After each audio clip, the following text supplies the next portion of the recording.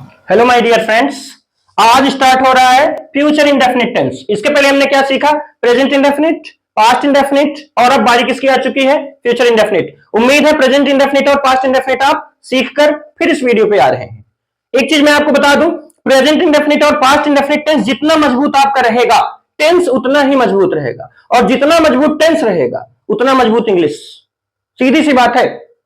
Present दो tenses, starting के दो टेंसेस जो प्रेजेंट इंडेफिनिट और पास्ट इंडेफिनिट है, वो मान लीजिए बेस है, और उससे फिर क्या होता है? टेंस मजबूत पड़ जाता है। टेंस मजबूत हुआ, इंग्लिश मजबूत हुई। बस थोड़ा सा इंटरेस्ट आपके अंदर होना चाहिए जरूर। ठीक है, तो इंटरेस्ट है आपके अंदर, तभी तो आप देख रहे हैं वीडियो। ठीक है, तो फ्यूचर इंडेफिनिट टेंस। और एक जानकारी मैंने पिछली वीडियो में आपको बताया कि आज की जो क्लास है वो कुछ खास होने वाली है। किस वजह से खास है मैं थोड़ी देर से बताता हूं। चलिए, फ्यूचर इंडेफिनिट टेंस, पहला काम हमारा वही है, पहचानना किसी भी टेंस को। जिसकी पहचान देखिए क्या है, लास्ट में क्या आएगा? गा गी गे, ये पहचान है। जैसे प्रेजेंट इंडेफिनिट में आपने पढ़ा ता है, ती है, ते है। फिर पास्ट इंडेफिनिट या ये ता था, ती थी, ते थे, और बड़ी मात्रा, आपको सारी जानकारी है। और पहचान इसकी क्या है फ्यूचर इंडेफिनिट में? गा गी गे। ठीक है, चलिए अफर्मेटिव का रूल देखिए। अच्छा, अब ध्यान दीजिएगा, जैसे हमने जब प्रेजेंट इंडेफिनिट पढ़ा था तो पहले अफर्मेटिव का एक वीडियो आया, फिर निगेटिव का एक आया, फिर इंट्रोगेटिव का, ऐसे आपने देखा था। लेकिन अब आज से जो हम टेंस चालू कर रहे हैं फ्यूचर इंडेफिनिट से, और आज के बाद भी जितने टेंसेस आने वाले हैं सब में वैसे ही होगा। सबसे पहले आएगा अफर्मेटिव निगेटिव का एक साथ आपको पढ़ना है, क्योंकि अब आज से क्लासेस इजी होने वाली है, बहुत ही आसान। लेकिन उसके लिए प्रेजेंट इंडेफिनिट और पास्ट इंडेफिनिट क्लियर होना चाहिए। तो मैं आपसे रिक्वेस्ट करता हूं इस बात के लिए कि आप प्रेजेंट इंडेफिनिट और पास्ट इंडेफिनिट अगर नहीं देखा है आपने, तो आप उसको जाके जल्दी से देखिए, फिर फ्यूचर इंडेफिनिट देखिए। बहुत इजी है, बहुत आसान। चलिए देखिए, अफर्मेटिव का रूल क्या है? सब्जेक्ट, फिर विल या शैल, ये हेल्पिंग वर्ब है। फ्यूचर इंडेफिनिट के हेल्पिंग वर्ब क्या है? विल या शैल, फिर वर्ब का first form object etc. Negative क्या करेंगे? विल शैल के बाद नॉट, हेल्पिंग वर्ब के बाद नॉट। आप जानते हैं निगेटिव नॉट कहां आता है? हेल्पिंग वर्ब के बाद। जैसे मैं कुछ एग्जांपल्स दे रहा हूं आपको। जैसे आपने प्रेजेंट इंडेफिनिट में पढ़ा था, I do not play cricket, do not तभी डोंट होता था। He does not go to school, तो does not. I did not, past indefinite में I did not play cricket, did not. मतलब नॉट कहां पे आता है निगेटिव में? हेल्पिंग वर्ब के जस्ट बाद। ऐसा मत कहिएगा कि नॉट तो सब्जेक्ट के बाद आता है, वो मैंने इंट्रोगेटिव के लिए बताया हुआ है कि इंट्रोगेटिव का अगर सेंटेंस रहे तो उसमें सब्जेक्ट के बाद नॉट आएगा, लेकिन नॉर्मली नॉट कहां आता है? हेल्पिंग वर्ब के जस्ट बाद। ठीक है, उम्मीद ये क्लियर है आपको। तो सबसे पहले सब्जेक्ट आएगा, फिर विल शैल, फिर नॉट लगाइए, वर्ब का फर्स्ट फॉर्म ऑब्जेक्ट ईटीसी। दो रूल्स लिखे हैं, अफर्मेटिव का ये है और एक निगेटिव का है। अब देखिए, जिस सेंटेंस में नहीं है उसमें निगेटिव वाला रूल लगाइए। जैसे देखिए इस सेंटेंस में, ये देखिए नहीं है ना, मतलब इसमें निगेटिव का रूल लगेगा। बाकी जो सेंटेंसेस लिखे हुए हैं इसमें अफर्मेटिव का रूल लगेगा। चलिए देखते हैं। सबसे पहले सब्जेक्ट आएगा, फिर विल शैल। एक समस्या आ गई, विल कहां लगाएं, शैल कहां लगाएं? तो देखिए, आई और वी अगर सब्जेक्ट रहे तो आप लगाइए शैल। क्या लगाएंगे? शैल, केवल आई वी के लिए। इसमें आपको सिंगुलर प्लूरल ध्यान देने की आवश्यकता नहीं है कि ही सी इट नेम सिंगुलर, ऐसा कुछ नहीं। बस आई और वी, केवल इन दोनों को ध्यान रखना है। आई वी के अलावा जितने भी सब्जेक्ट्स हैं सबके साथ आपको लगाना है क्या? विल। बाकियों के साथ विल। अच्छा, स्पीकिंग में आई और वी के साथ भी आप विल यूज कर सकते हैं, कोई दिक्कत नहीं है। जैसे I will play, I will eat, I will not go to school, कोई दिक्कत नहीं है। लेकिन लिखते समय आपको ध्यान रखना है कि आई वी के साथ आपको शैल लिखना पड़ेगा। चलिए हम सेंटेंसेस पे आते हैं। पहला सेंटेंस क्या है? मैं कार चलाऊंगा। चलिए अब बताइए, पहले अफर्मेटिव का रूल लगेगा निगेटिव का? अफर्मेटिव का लगेगा क्योंकि इसमें नहीं है। लेकिन गा गी गे जरूर ध्यान रखना है। अगर गा गी गे नहीं आया जो पहचान है, तो फिर फ्यूचर इंडेफिनिट का रूल ही नहीं लगेगा। तो ध्यान रखिए कि पहचान जरूरी है, लास्ट में गा गी गे ये आना आवश्यक है। चलिए सबसे पहले सब्जेक्ट है मैं, आई यानी, ठीक है। बारी किसकी आई? विल या शैल, तो विल शैल।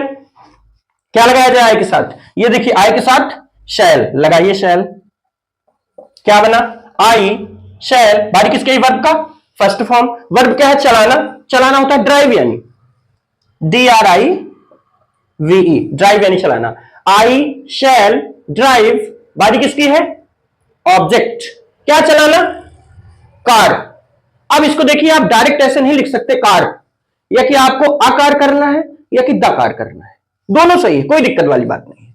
जितने सेंटेंसेस आप बनाते जाएंगे उतना ये क्लियर होता जाएगा। हो सकता है इसमें थोड़ी थोड़ी आपको समस्या आ रही हो कि कब ए लग जाता है, कब ड लग जाता है, कब कार्स हो जाएगा, तो धीरे धीरे ये क्लियर होगा। ठीक है, तो यहां पे आप डकार अगर कर दिए हैं तो कोई दिक्कत वाली बात नहीं, डकार भी कर सकते हैं। एक चीज जरूर ध्यान रखिए, ये बताइए कि जब आपने प्रेजेंट इंडेफिनिट का अफर्मेटिव पढ़ा, फिर पास्ट इंडेफिनिट का अफर्मेटिव पढ़ा, तो क्या हेल्पिंग वर्ब आई थी अफर्मेटिव में? नहीं आई। याद करिए, जैसे अफर्मेटिव था प्रेजेंट इंडेफिनिट का, ही प्लेस क्रिकेट, क्या कहीं डूडा जाया? नहीं आया, निगेटिव से आता था। और ऐसे ही पास्ट इंडेफिनिट में निगेटिव से डिड आता था, क्या अफर्मेटिव में आया था? अफर्मेटिव में नहीं आया था, अफर्मेटिव में सेकंड फॉर्म लगता था वर्ब का, याद होगा आपको। लेकिन आज से जो टेंस चालू हो रहा है, फ्यूचर इंडेफिनिट से लेकर आगे भी जो टेंसेस आने वाले हैं, अब अफर्मेटिव से ही आपकी हेल्पिंग वर्ब यूज होना चालू हो जाएगी। चलिए ठीक है, देखिए यहां पे आई शैल ड्राइव अ कार, ये कि आई शैल ड्राइव द कार, देखिए अफर्मेटिव में शैल यूज हो गया। ठीक है, नेक्स्ट सेंटेंस बनाइए। पिताजी एक पत्र भेजेंगे, सबसे पहले क्या है? सब्जेक्ट, सब्जेक्ट पिताजी लिखिए, फादर, यहां द फादर कर देंगे तो भी ठीक है, ना करेंगे तो भी ठीक है, दिक्कत वाली बात नहीं। फादर, फिर विल या शैल, क्या लगाया जाए? विल लगाते हैं, विल, आई और भी तो है नहीं, नहीं शैल लगा देते, फादर है, विल लगाइए, तो क्या बना? फादर विल, वर्ब का फर्स्ट फॉर्म, वर्ब क्या है? भेजना, भेजना होता है सेंड यानी। ठीक है, अब ये आपको पता होना चाहिए, थोड़ा वर्ड पावर भी आपका स्ट्रांग होना चाहिए। मान लीजिए कि भेजना आपको नहीं पता तो दिक्कत हो जाएगी, तो इसके लिए आप वर्ब वाला पहले मेरा वीडियो देख सकते हैं, लेकिन अलग से भी कुछ मीनिंग्स आप तैयार करते रहें, क्योंकि ग्रामर तो ठीक है मैं सिखा रहा हूं, लेकिन वर्ड पावर भी आपको स्ट्रांग करना पड़ेगा। तो क्या बना देखिए, फादर विल सेंड, वर्ब का फर्स्ट फॉर्म हो गया, बारी किसकी आई? ऑब्जेक्ट, क्या भेजना? एक पत्र, ध्यान दीजिएगा, पत्र बस नहीं बोलना है, एक पत्र, ये पूरा का पूरा ऑब्जेक्ट है, एक पत्र। अब एक होता है ए यानी, और पत्र होता है लेटर यानी, तो क्या बना? Father will send a letter. अब आप कहेंगे एक तो वन यानी भी होता है, जी हाँ बिल्कुल होता है, वन यानी भी एक होता है, लेकिन आप ए भी यूज कर सकते हैं, कोई दिक्कत वाली बात नहीं है। ए और वन में हो सकेगा, मैं कभी तो देखता हूं, मैं डिफरेंस आपको करवाऊंगा, मैं कोशिश करूंगा कि ए और वन का डिफरेंस मैं किसी वीडियो में लेके आऊं। ठीक है, फिलहाल ए लेटर करिए, कोई दिक्कत नहीं है। अगला सेंटेंस देखिए, क्या है? हम स्कूल नहीं जाएंगे। चलिए अब देखिए, यहां पे नहीं आ गया, मतलब रूल इस बार निगेटिव का लगाना पड़ेगा, अब अफर्मेटिव का रूल नहीं लगाना है। चलिए सब्जेक्ट, सब्जेक्ट है हम, वी यानी, ठीक है, बारी किसके? विल या शैल, तो क्या लगाया जाए वी के साथ? देखिए यहां पे वी के साथ शैल लगाइए, क्या बना? वी शैल, बारी किसकी आई? नॉट, लिखिए नॉट, बस ऐसे लिखते चलना है, वी शैल नॉट, वर्ब का फर्स्ट फॉर्म, वर्ब क्या है इसमें? जाना, ठीक है, जाना गो यानी होता है। अब वही बात, कहीं भी आने जाने के लिए टू, बस होम, देयर, हियर, अब्रॉड को छोड़कर, याद होगा आपको, लेकिन ये तो स्कूल की बात है, तो स्कूल में टू लगाएंगे, लगाइए, गो टू स्कूल। ठीक है, क्या बना? We shall not go to school. अब ऑब्जेक्ट ईटीसी कुछ नहीं है, ठीक है, सेंटेंस हमारा यहीं पे खत्म हो जाता है। चलिए नेक्स्ट सेंटेंस देखते हैं, क्या सेंटेंस है? दिनेश आम लाएगा। चलिए बनाइए, सबसे पहले सब्जेक्ट, अच्छा इसमें अफर्मेटिव का रूल लगेगा? नहीं नहीं है, चलिए ये वाला रूल लगाते हैं, अफर्मेटिव। सब्जेक्ट, सब्जेक्ट क्या है? दिनेश, लिखिए दिनेश, ये हुआ सब्जेक्ट, बारी किसके? विल शैल, क्या लगाए? विल, ठीक है, दिनेश विल, बारी किसके? वर्ब का फर्स्ट फॉर्म, वर्ब क्या है इसमें? लाना, तो लाना होता है ब्रिंग यानी, ब्रिंग, दिनेश विल ब्रिंग, अब ऑब्जेक्ट क्या लाना? आम। अब मैंने बोला था वही बात, काउंटेबल फंसे, काउंटेबल मतलब जिसको आप गिन ले। अब ध्यान दीजिए थोड़ा सा, यहां पे केवल दो कंडीशंस हो सकती हैं, या कि दिनेश आम जब लाएगा तो या कि एक आम लाएगा केवल, या कि कई आम लाएगा। तो नॉर्मली हम ऐसा मान के चलते हैं कि आम लाएगा मतलब मैंगोज, वो आप परिस्थितियों के हिसाब से आप बोल लीजिएगा, जैसी कंडीशन हो, जैसे बोलना तो आपको है, जब ये बोलेंगे आप कि दिनेश आम लाएगा, अब कितने आम लाएगा तो आप जानते हैं बोलते समय, तो आप मैंगोज या कि अ मैंगो, कुछ ना कुछ करना पड़ेगा, डायरेक्ट आप मैंगो नहीं लिख सकते। तो नॉर्मली क्या है, आम लाएगा तो कई आम रहेंगे, तो क्या हो जाएगा? मैंगोज हो जाएगा। क्या बनेगा हमारा सेंटेंस?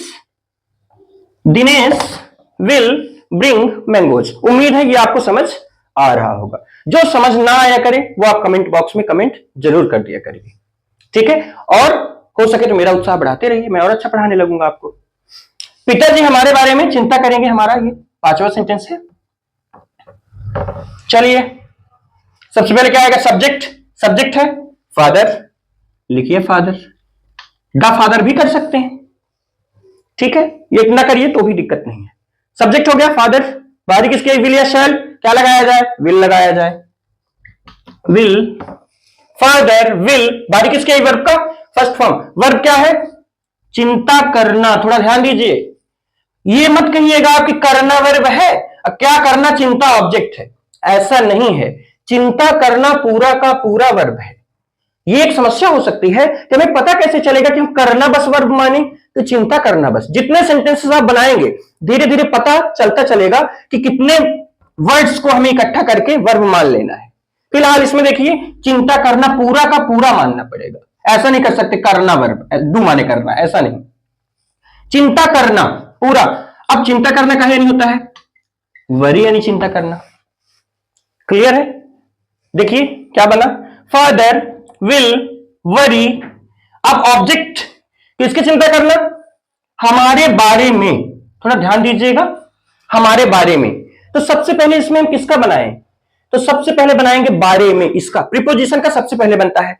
अब बारे में कहा यानी होता है, अबाउट यानी होता है, जानते होंगे आप। तो प्रीपोजिशन का सबसे पहले बनता है। ये बात अगर आपको समझ ना आ रही हो तो एक दो एग्जांपल्स मैं आपको दे रहा हूं, मैं पीछे वीडियोस में ये बता भी चुका हूं एक बार, लेकिन देख लीजिए आप। जैसे इस मैदान में तो पहले में आता था, इन दिस ग्राउंड, पहले इन आया। इस स्कूल में तो इन दिस स्कूल, पहले इन आया। अपने भाई के साथ पहले विथ आता था, विथ हिज ब्रदर। ऐसे ही इसमें भी बारे में ये पूरा का पूरा प्रीपोजिशन है। ये आएगा सबसे पहले अबाउट, अबाउट यानी बारे में। अब प्रीपोजिशन हो गया, बारी किसकी आई, हमारे। अब हमारे के लिए आप अवर मत लिखिएगा, प्रीपोजिशन के बाद हमेशा ऑब्जेक्टिव केस आता है। अब ऑब्जेक्टिव केस क्या होता है, हमारे, वी यानी हम। अब वी का ऑब्जेक्टिव होता है अस। आप यहां एक मिनट ध्यान देके, थोड़ा सा मैं आपको ऑब्जेक्टिव केस लिखवाई दे रहा हूं क्योंकि बार बार हर टेंस में आ रहा है। तो आप ऐसा कीजिए, 6-7 ऑब्जेक्टिव केस आप नोट कर लीजिए, फिलहाल आपका काम चलता रहे। बाकी एक वीडियो मैं अलग से बनाऊंगा जिसमें सारे केसेस के बारे में बताऊंगा, ठीक है। अबाउट अस, ये बना, अबाउट अवर नहीं। ये ऑब्जेक्टिव केस में कुछ लिखवा रहा हूं, आप पहले नोट कीजिए, उसके बाद हम सेंटेंसेस में आगे बढ़ते हैं। देखिए, आई का ऑब्जेक्टिव केस मी, वी का ऑब्जेक्टिव केस अस, दे का ऑब्जेक्टिव केस देम, ही का ऑब्जेक्टिव केस हिम, शी का ऑब्जेक्टिव केस हर, इट का ऑब्जेक्टिव केस इट, यू का ऑब्जेक्टिव केस यू। देखिए ये सेम है, इट का इट, यू का यू, ठीक है। इनको जल्दी से आप नोट करिए और इनको जल्दी याद कर लीजिए क्योंकि आपको बार बार ऑब्जेक्टिव केस की जरूरत पड़ रही है। इनको याद करिए। चलिए हम सेंटेंसेस की ओर बढ़ते हैं। देखिए सेंटेंस क्या है हमारा, कल मैं स्कूल नहीं जाऊंगा। लगाइए कौन सा रूल लगे, निगेटिव का लगे, देखिए नहीं आ गया, निगेटिव का रूल लगेगा। इसमें भी नहीं है निगेटिव का, इसमें भी नहीं है, देखिए नहीं नहीं, सब में नहीं है। मतलब इस बार अब हमें किसका रूल रूल लगाना है, निगेटिव का रूल लगाना है। सबसे पहले क्या आएगा, सब्जेक्ट। चलिए सब्जेक्ट क्या है, मैं, आई। ये मत सोचिएगा सब्जेक्ट एकदम स्टार्टिंग में होता है, ठीक है। सब्जेक्ट देख के लगाइएगा, मैं सब्जेक्ट है, आई यानी मैं। बारी किसके, विल या शैल, आई के साथ क्या लगाया जाए, शैल लगाया जाए, ठीक है। आई शैल, बारी किसकी आई, नॉट, लिखते चलिए ऐसे, नॉट। वर्ब का फर्स्ट फॉर्म, वर्ब क्या है, जाना, गो यानी बताया था कहीं भी आने जाने के लिए, टू, गो टू स्कूल, ठीक है। अब देखिए कल बच गया, अभी ये बचा हुआ है बनाने को। तो कल, कल मैं स्कूल नहीं जाऊंगा। तो कल की दो मीनिंग्स है, आप जानते होंगे, एक यस्टरडे और एक टुमारो। तो कल मैं स्कूल नहीं जाऊंगा मतलब फ्यूचर की बात है, आने वाले कल में स्कूल नहीं जाएगा, मतलब टुमारो। क्या लिखना पड़ेगा, टुमारो, ठीक है। I shall not go to school tomorrow. Clear है। चलिए अगला सेंटेंस देखिए, मैं क्षमा नहीं मांगूंगा। ये सेंटेंस है हमारा, बनाइए। सबसे पहले सब्जेक्ट आई, क्या लगाया जाए, शैल, शैल। देखिए एक चीज मैं आपको बता दूं, वीडियो में लास्ट तक जरूर आप बने रहिए क्योंकि इसके बाद बहुत एक खास चीज मैं बताने वाला हूं। वीडियो थोड़ी सी लंबी हो सकती है, ये मैं मान रहा हूं, लेकिन जितनी वीडियो लंबी रहेगी उतना ज्यादा आपका नॉलेज बढ़ेगा। क्या दिक्कत है, देखते रहिए। आपके अंदर इंटरेस्ट है तभी तो आप ये वीडियो देख रहे हैं, तो देखिए और नॉलेज बढ़ाइए, कोई दिक्कत नहीं। चलिए क्या बना, आई शैल, फिर नॉट, लिखिए नॉट। आई शैल नॉट, बारी किसकी? वर्ब का फर्स्ट फॉर्म। वर्ब क्या है? क्षमा मांगना, इसको हम माफी मांगना भी कह सकते हैं, एक ही बात है दोनों। तो ये मत करिएगा कि मांगना वर्ब है, क्या मांगना? क्षमा ये ऑब्जेक्ट है, ऐसा नहीं। क्षमा मांगना पूरा का पूरा वर्ब है। क्षमा मांगना को इंग्लिश में क्या कहते हैं? अपोलोजाइज। क्या कहते हैं? अपोलोजाइज। स्पेलिंग देख लीजिए, APOLOGIZE। क्या बना फाइनली हमारा sentence? I shall not apologise, मैं क्षमा नहीं मांगूंगा। चलिए अगला सेंटेंस देखिए, क्या सेंटेंस है? नौकर दरवाजे बंद नहीं करेगा। चलिए देखिए, सबसे पहले सब्जेक्ट नौकर, द सर्वेंट। सर्वेंट यानी होता है नौकर, द लगा लीजिए, बताया था common noun the students, the children, the servant, the teacher. ठीक है, धीरे धीरे आपको ये समझ आ रहा होगा। सब्जेक्ट हुआ विल शैल, क्या लगाया जाए? विल लगाया जाए। द सर्वेंट विल, फिर नॉट, नॉट यहां तक पहुंच चुके। बारी किसकी? वर्ब का फर्स्ट फॉर्म। वर्ब क्या है? बंद करना। अब बंद करने के लिए चाहे आप क्लोज यूज कर लें, क्लोज यानी बंद करना, चाहे आप शट यूज कर लें, SHUT, शट यानी भी बंद करना होता है, दोनों सही है। चलिए शट यूज कर लेते हैं। शट क्या बना देखिए, the servant will not shut. अब ऑब्जेक्ट क्या बंद करना? ऑब्जेक्ट ऐसे ही पहचानेंगे, क्या क्वेश्चन करके या किसे किसकी, तो क्या क्वेश्चन यहां पे फिट हो रहा है? क्या बंद करना? आंसर मिला दरवाजे। ध्यान रखिएगा, दरवाजे है, दरवाजा नहीं है। दरवाजे को इंग्लिश में क्या बोलेंगे? डोर्स। एस लगाना जरूरी है क्योंकि प्लूरल है दरवाजे, डोर्स यानी दरवाजे। ठीक है, क्लियर होगा। चलिए अगला सेंटेंस देख लेते हैं, किसान ये बीज नहीं बोएंगे। सबसे पहले सब्जेक्ट, सब्जेक्ट है किसान।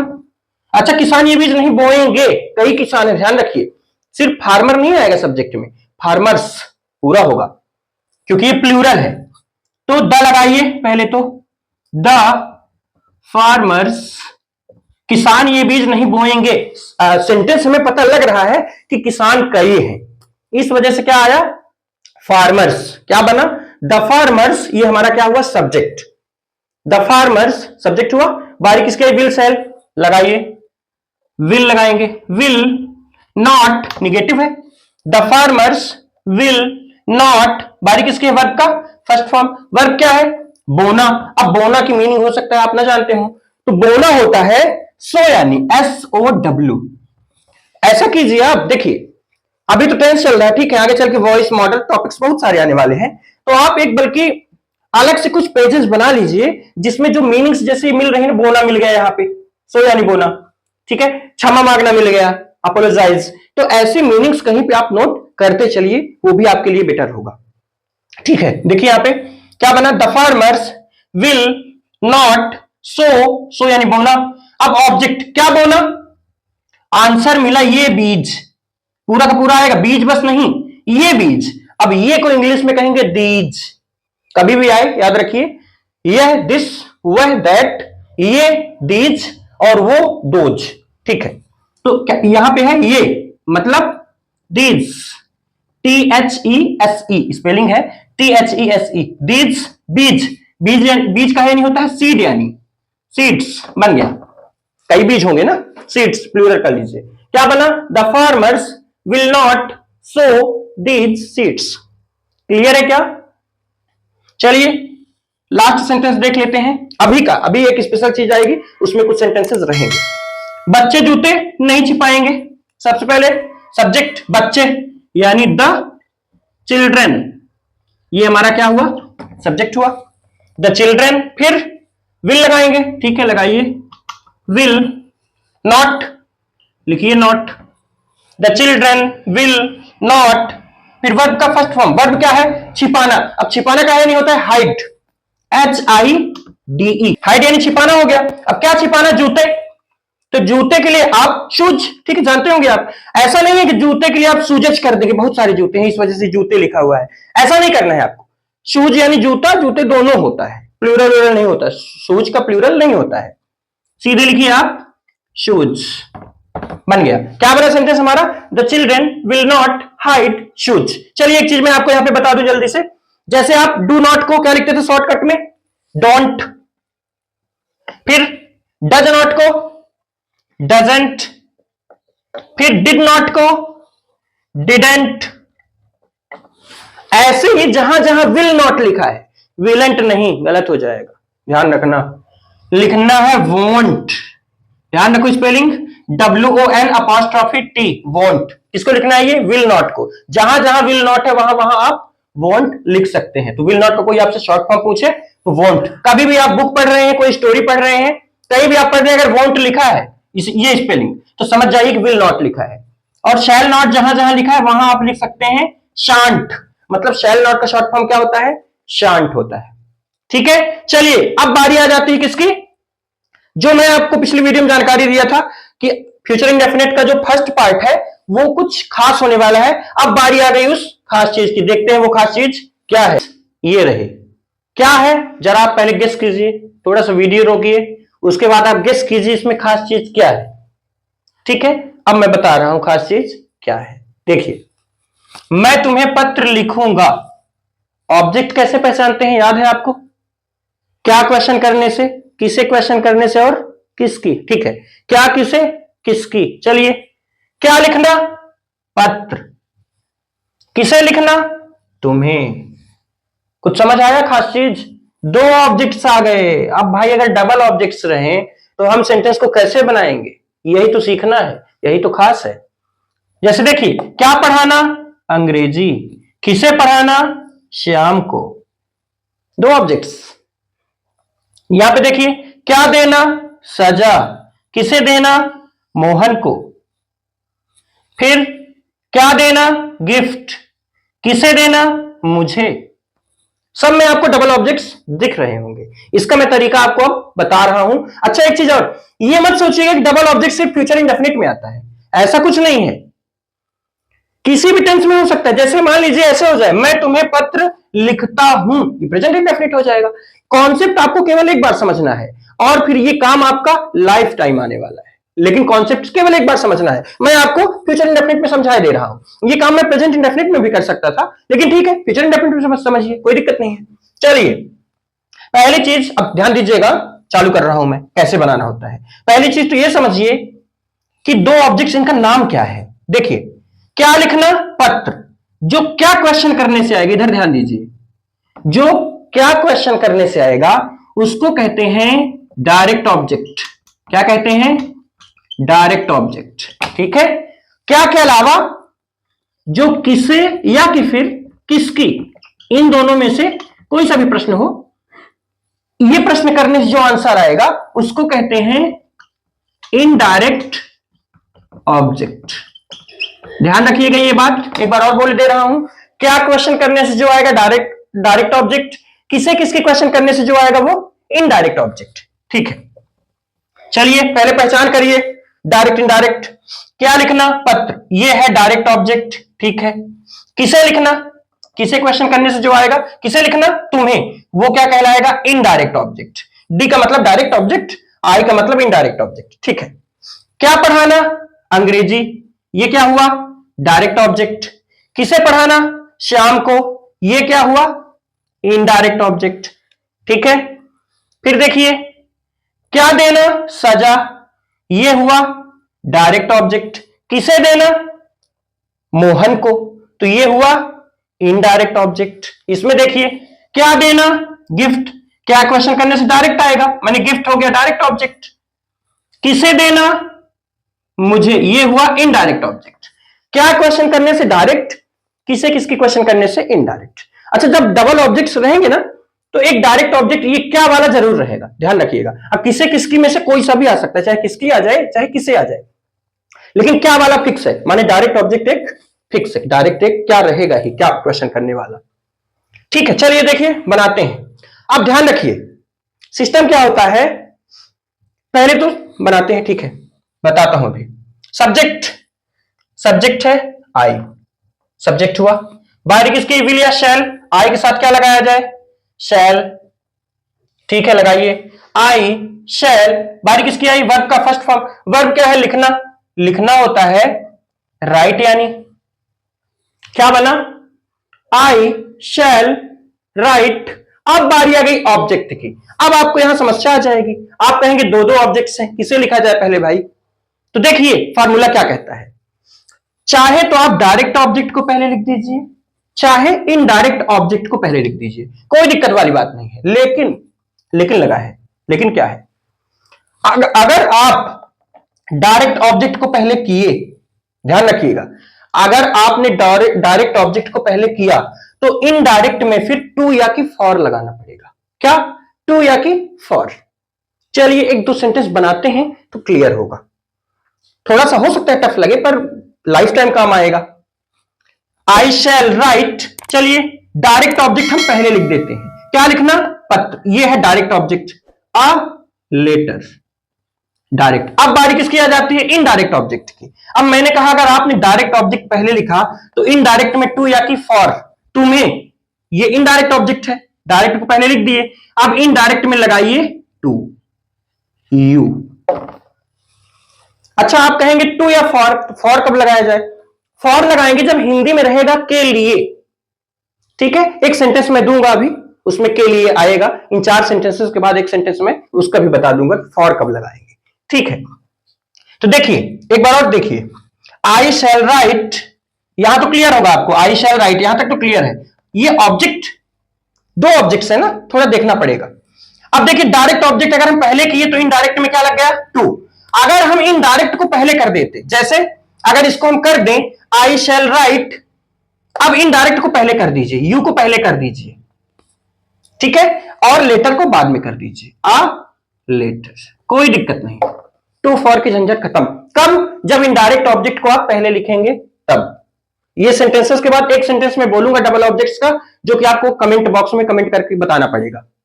ठीक है, इसको देखिए, राम श्याम को अंग्रेजी पढ़ाएगा। चलिए बनाते हैं जल्दी से।